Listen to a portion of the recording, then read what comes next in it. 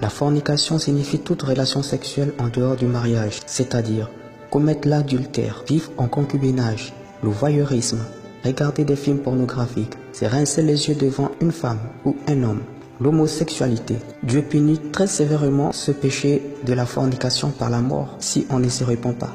Par exemple, il a détruit le monde entier au temps de Noé à cause de la débauche sexuelle, ainsi que les hommes du temps de Lot. Tous ceux qui commettent la fornication risquent de finir dans les flammes de l'enfer et les temps de feu.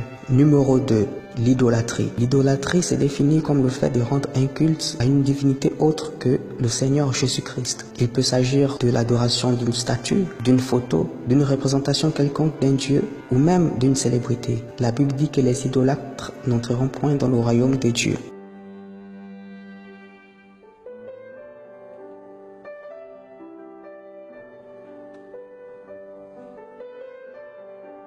Numéro 3. La rancune ou le non-pardon. La rancune, c'est vouloir rendre le mal par le mal qu'on vous a fait. Quelqu'un de rancunier ne sait pas pardonner. Et à cause de ça, Dieu ne peut pas aussi pardonner ses péchés. Jésus a dit, si vous ne pardonnez pas aux hommes leurs offenses, Dieu aussi ne vous pardonnera pas vos offenses. Et en conséquence, un rancunier n'entrera pas au paradis. Numéro 4. Le mensonge. Le mensonge est l'un des premiers péchés qui ait existé après la création du monde. C'est grâce au mensonge que le diable a pu entraîner le tiers des anges avec lui dans la rébellion et pousser Adam et Ève dans le péché. Jésus a dit que le diable est le père du mensonge. Et donc, ceux qui pratiquent le mensonge ont pour père Satan. Le blasphème contre le Saint-Esprit. Nous trouvons ce péché dans Matthieu 12 au verset 31.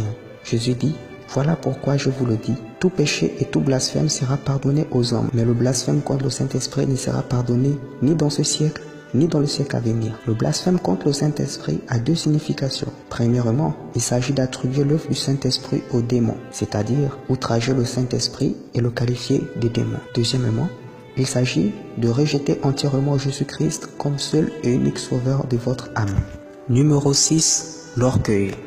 L'orgueil est le premier péché qui anima le diable dans la rébellion. C'est un péché qui va vous pousser à toujours vouloir vous placer au-dessus des autres. L'orgueil est un péché qui vous rendra hautain, imbu de vous-même. La Bible dit que Dieu résiste aux orgueilleux, mais il fait grâce aux humbles.